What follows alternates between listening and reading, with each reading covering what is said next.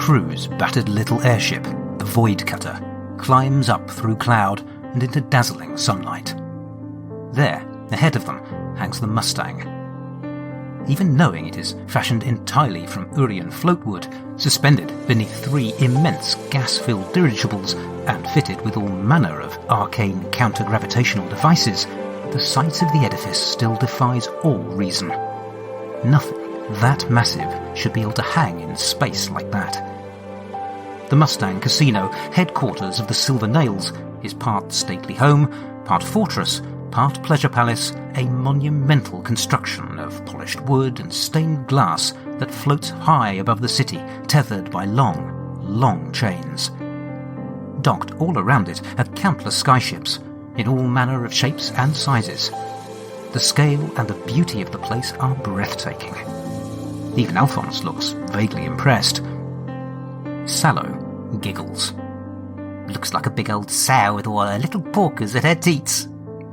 The spider glances sidelong at him. She had been in 2 minds over bringing him along on such a delicate mission, but his skills are undeniable. She just prays he'll be able to keep his shit together. As they draw closer, Alphonse points. I recognise that ship. That'll be the Crows from the spot. And I think that one over there is the Fog Hounds by the look of it. Some tasty company, and company that hates each other's guts at the best of times.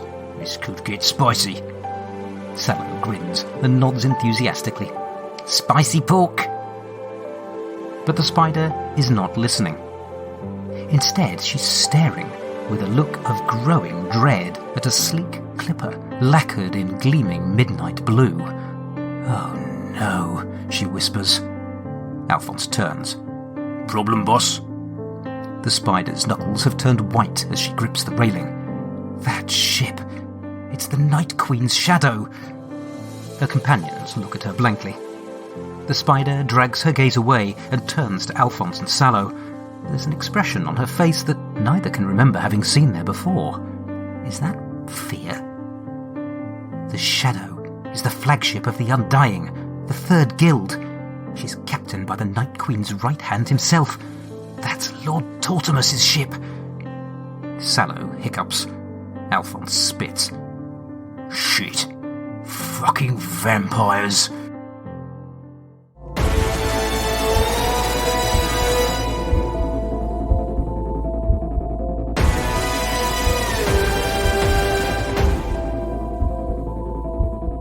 Hello and welcome to The Lone Adventurer, an actual play solo RPG podcast with me, Carl White. I will be your narrator, your game master, and your guide as we follow our heroes on their journey into the unknown. For this game, I'll be using the Blades in the Dark rule set, as well as a variety of other systems, tools, and tables as they take my fancy. A word of warning. The following scenes may contain mature themes and disturbing imagery.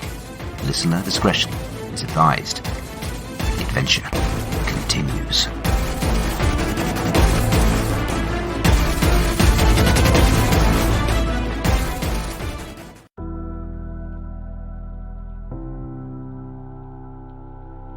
Last time on The Lone Adventurer, with Slate freed from Ironhook Prison, the web took some time to lick their wounds, to take stock and to consider their next steps. Tatters, it turned out, was alive, but badly affected by her ordeal and in need of considerable rest and recovery. Following a lead provided by Slate, the spider surprised the whole crew by announcing that she would be leading a team personally. Her team would need to get onto the Mustang and off again with 2 of the Silver Nail's deadliest enforcers, the Veil Sisters. These 2, according to Slate, were agents of the unseen, and they could potentially provide invaluable information. Valerian, meanwhile, was to lead another team into the Underpipes. That team was tasked with doing what Mina had failed to do, uncover the source of the infernal powder and neutralize it once and for all.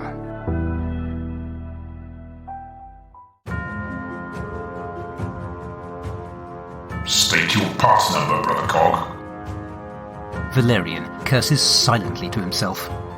He and his crew are standing at an underpipe tunnel crossroads, weapons drawn, facing off against a machine cultist patrol who were doing the exact same thing. A classic Tamthian standoff, and trigger fingers are getting itchy. How the devil is he going to sweet-talk his way out of this one?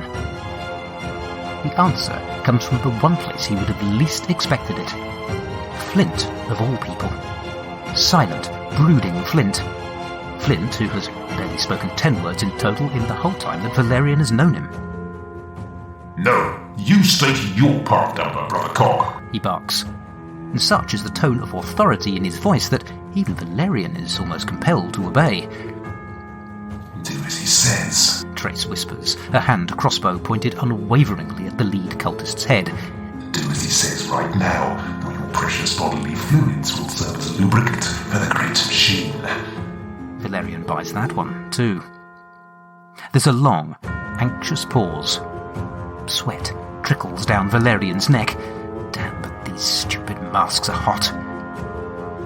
Just when it seems it's all going to turn into a bloodbath, the lead cultist sags. My apologies, Brother Cog. I am Cog 2187. These are Cogs 0327 and 1138. You must forgive our caution, but this betrayal by the pipe runners has everyone jumping at shadows. There are rumors, brother. Rumors of our ranks infiltrated by unbelievers. Valerian knows his cue when he hears it. He steps in close, placing a reassuring hand on the cultist's arm and adopting a conciliatory tone.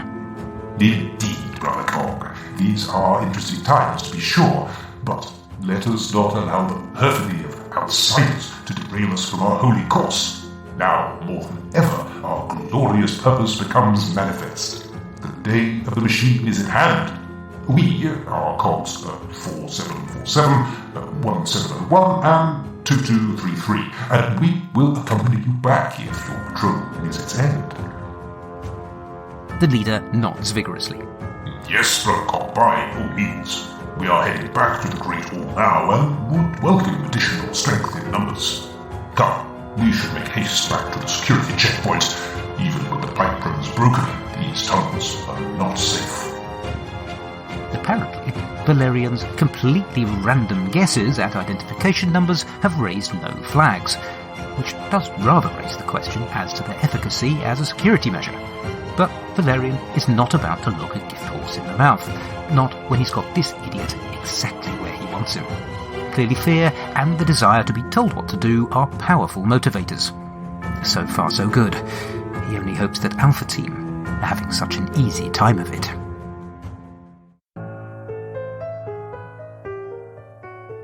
Black iron balls, but this place still kicks ass, Alphonse grins, looking around at a scene of buzzing, decadent opulence. From their vantage point up on the balcony, the gaming hall spreads out below them, a visually dazzling panoply of illusion and artifice spread out amidst gilded classical columns and beneath the light of a dozen huge kaleidoscopic floating chandeliers. The place is packed, with well-heeled gamblers crowded around scores of gaming tables. There is a constant background roar of excited chatter, of cries of triumph, of groans of despair. The Nails have controlled the Mustang Casino for nearly 15 years, ever since claiming it as payment from a defaulting client. Since then, it has continued in its role as the foremost gambling establishment of Kairos, a playground for the city's criminal and social elites alike. Gambling, and pretty much anything else you can think of if you have the means to pay. Up here, just outside the city's jurisdiction, the Mustang sits unregulated, beyond the reach of Kairos law enforcement. Not that you don't see senior representatives of the city's police, judiciary, and political functions. This is neutral ground, a neutrality that has long been understood by all, along with the price of transgression. For the Mustang has also served as the aerial fortress of the Nails, their uncontested headquarters and the centre of their power. Only the extremely foolish or the extremely suicidal would consider challenging that power in this place of all places. Which one are we, I wonder?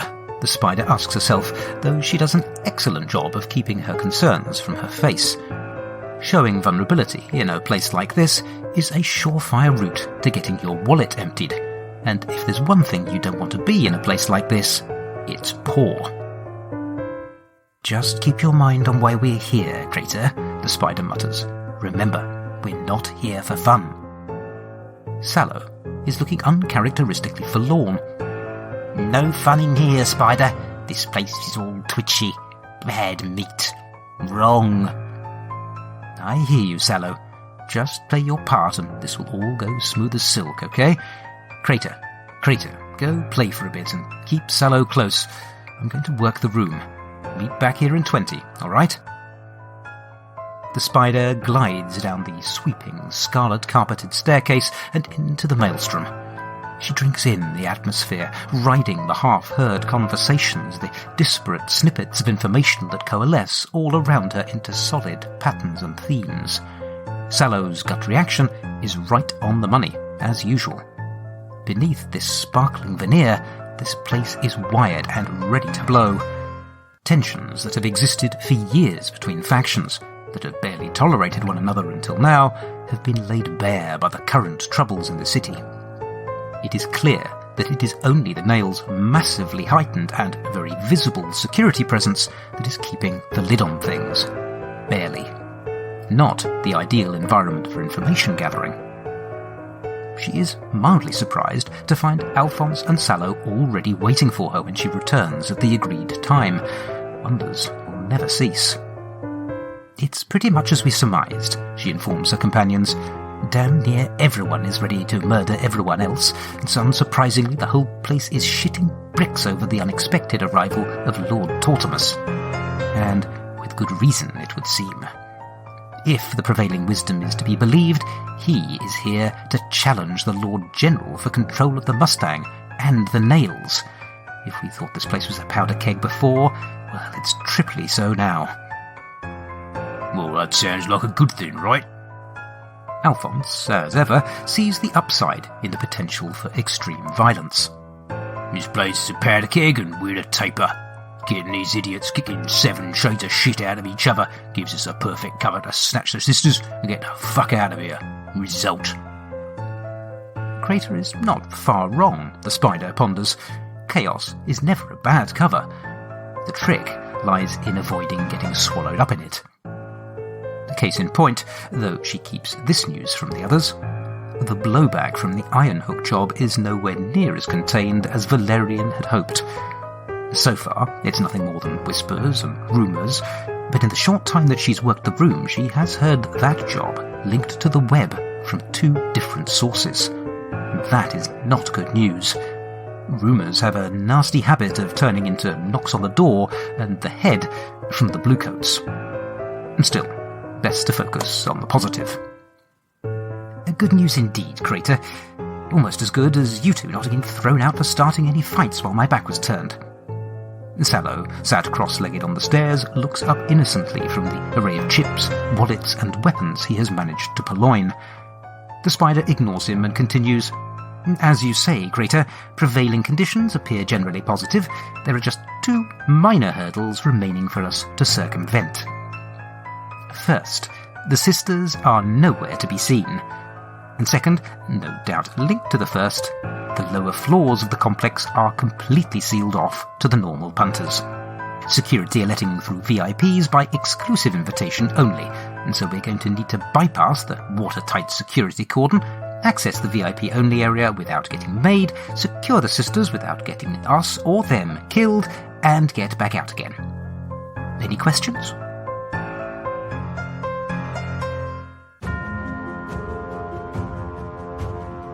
I'm ready for my faith to be weighed, my brothers. Let the sacred machine oils flow through me. Let my feeble flesh be tested, and either tempered in the forge of the great machine's will, or scoured from me bones and sluiced into the unguent vats. Praise be to the Mechanicus Divinicus. The machine cultist takes the proffered steel chalice and drains the tar-like substance within at a single draught. For a long moment, nothing happens. And then the cultist doubles over in agony. Ah! It burns! It burns me, brothers! I'm found wanting! My faith was unpure! The cultist projectile vomits up a mixture of black oil and scarlet blood, and then collapses to the deck, shrieking and thrashing in agony as his flesh bubbles and bursts. Within moments there is nothing left of him but a hissing puddle of melted skin and bone. Two cultists, clad in black rubber aprons and gloves, step forward and hose the remains into the troughs either side of the metal gangway. The red-robed oil dispenser, unmoved, refills the chalice from the vat tap and calls out, Next! The queue of masked cultists waiting to access the Great Hall shuffles one step forward, and the next supplicant grips the chalice in both hands. A few places back in the queue, Trace leans close to Valerian and whispers, I thought you had intel on their security measures. Please take you, Valerian. How do I keep letting you get me into situations like this? It'll take a miracle to get out of this. I swear, if you weren't about to vomit out your own guts, I'd stab you in them right here and now. Calm yourself, Trace. This is not a problem. Valerian whispers back.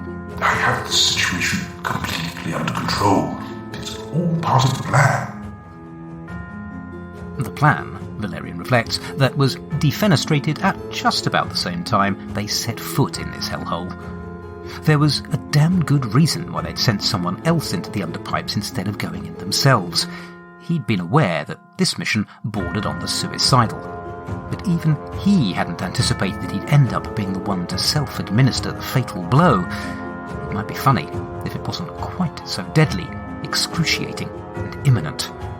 Naturally, he hasn't the faintest idea how to get himself out of this god-awful mess, let alone how to save Trace and Flint.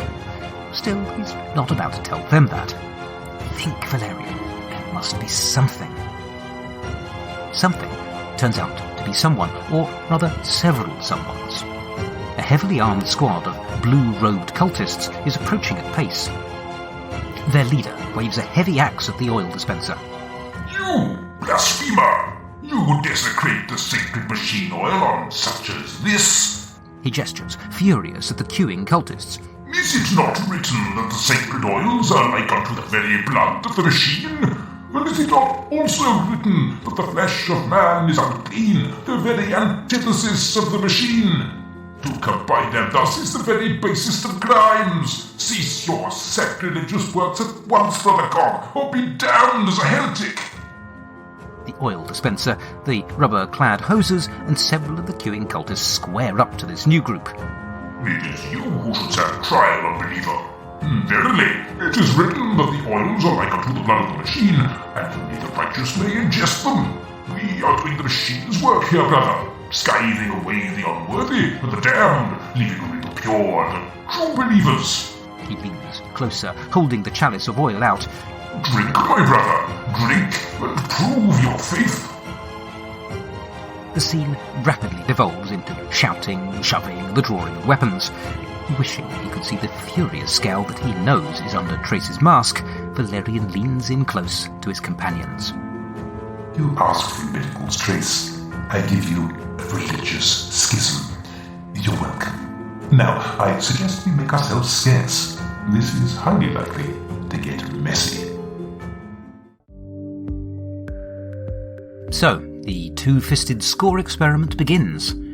We kicked off with Alpha Team, and after giving them a 12-segment clock called Get Out with the Sisters, I started by rolling on the picture oracle for the starting scene description. Now, I knew from the engagement roll that the starting position was going to be risky here, so whatever I rolled needed to be interpreted in that light. What I got was a lobster claw and an exploded cracked circle. Well, that, frankly, stumped me completely, and so I walked away and let it stew for 2 days. And then I came back to it, and I still didn't have the foggiest idea what that damned lobster claw meant. And so I decided to not worry about it too much, just go a bit abstract, and I figured that it might represent the rigid control of the silver nails on the one hand. On the other hand, that circle looked very much like the cracked circle that I'd seen on one of the previous chapter's oracle responses, only now it was exploding. And back then the cracked circle represented a fractured alliance with repercussions to come, and I suppose that now it was exploding, it felt like those repercussions were playing out. only the rigid grip of the silver nails was keeping a full war from breaking out on the Mage Tech Las Vegas that is Mustang Casino. That suggested that there were multiple factions present, and so I made a series of random rolls on my faction list to determine who. By far the most interesting of these was the combination of a complication result on my simple oracle and the introduction of the vampire lord Tortemus. The Blades faction that I actually rolled was Lord Skurlock, but I had an established villain in my Chained World setting who was a very close match, and so I decided to swap him in. And as the Spider's reaction shows, Lord Tortemus and the Undying are some seriously badass bad guys, so the stakes just got upped quite considerably. Strictly speaking, in Blades, you're supposed to dive right into the action at the start of your score, placing your crew at the point where they need to make an action to overcome some initial obstacle. But I figured that because this was the teaser section at the start of an episode, and because story-wise we lacked a little bit of narrative context for the upcoming scene, it made sense to do a sort of opening cinematic, CGI-heavy money shot. Anyway, hopefully it all looked suitably impressive and majestic in your head. A quick word on the Mustang. The reason that we have ourselves a giant floating casino fortress is down to a single roll in the Alpha Team score setup in the last chapter. As part of that score, I rolled a twist, which told me the location was mobile. I spent a little while trying to figure out what a suitably mobile location for this score might look like in the context of the Silver Nails and this city on a chain generally, and the Mustang Casino is what I ended up with. After all, what better setting is there for a heist? If it's good enough for Ocean's 11, it's good enough for me.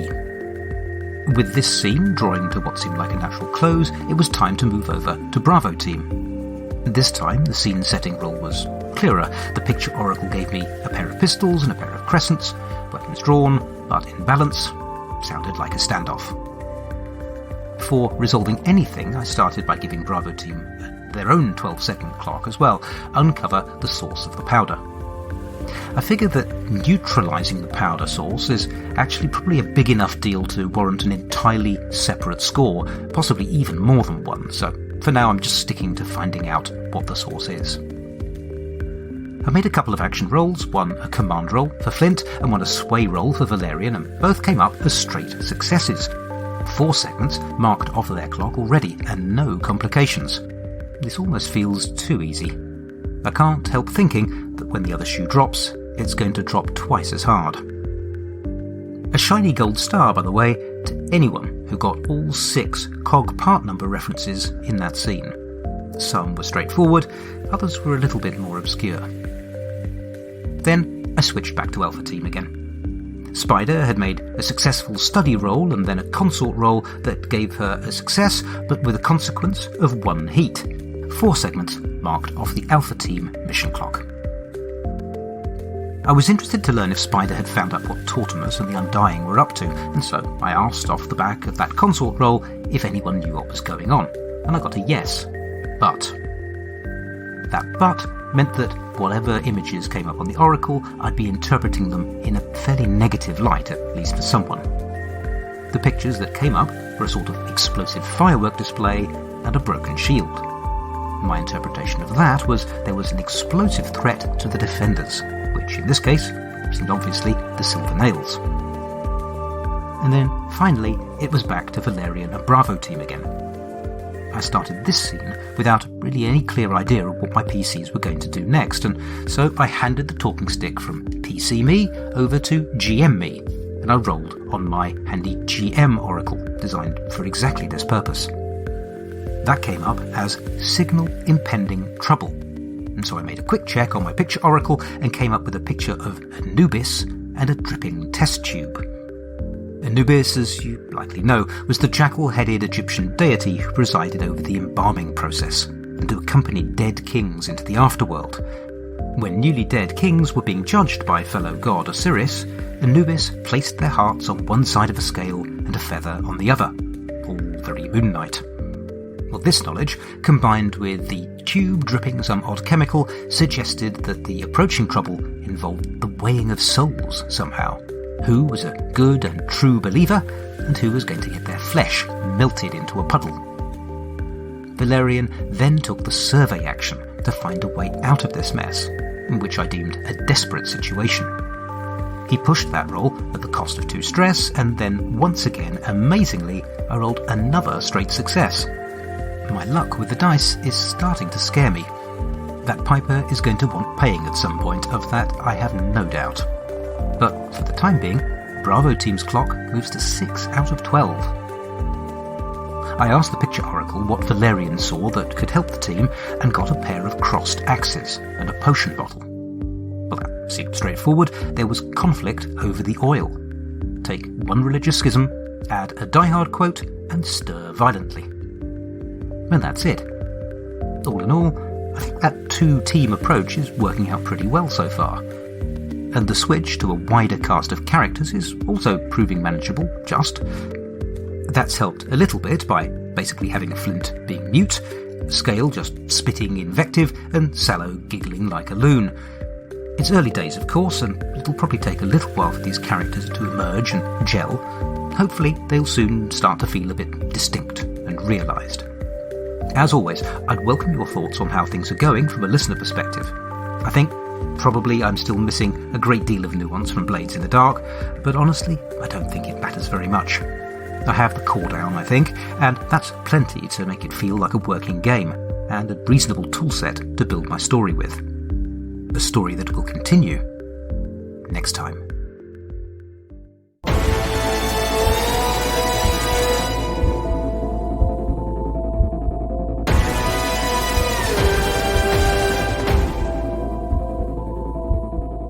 You have been listening to The Lone Adventurer, the solo RPG podcast played, written, and performed by me, Carl White. If you've enjoyed this episode, please consider telling your friends about it or leaving a 5-star review wherever you get your podcasts. It really is a huge help. You can find me on Twitter at TheLoneADV. You can email me at theloneadv@gmail.com or follow my blog at carlillustration.wordpress.com.